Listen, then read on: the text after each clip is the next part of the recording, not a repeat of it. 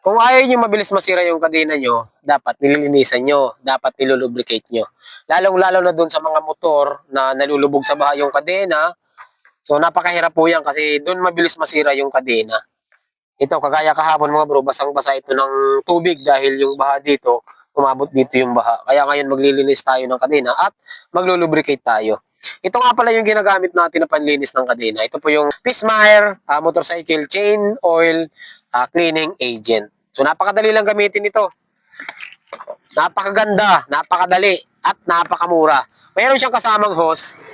Matagal na natin siyang ginagamit pero napakadami naman ito kasi ito po ay 700 milliliters. Yan 700 ml. So, ilalagay nyo lang dyan yung hose sa nozzle. Okay na yun. Para maganda ito, may ganito para yung mga sulok-sulok malinisan. Tingnan nyo yung kadena natin, napakatagal na nito sa atin, pero ang linis pa at ang ganda pa. Ayan, wala pating ingay. Yan. I-apply nyo lang siyang ganyan, ayun. Tanggal ang mga kalawang, di ba?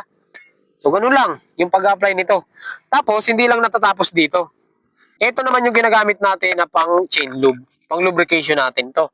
Pismer pa rin. So, may hose din na kasama to. Kakabit nyo lang siya.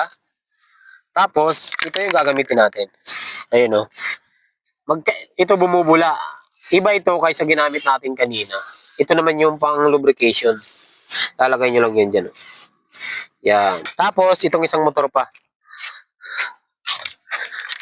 Yan. So, ganun lang din mga bro. I-apply nyo lang siya dyan, Yan.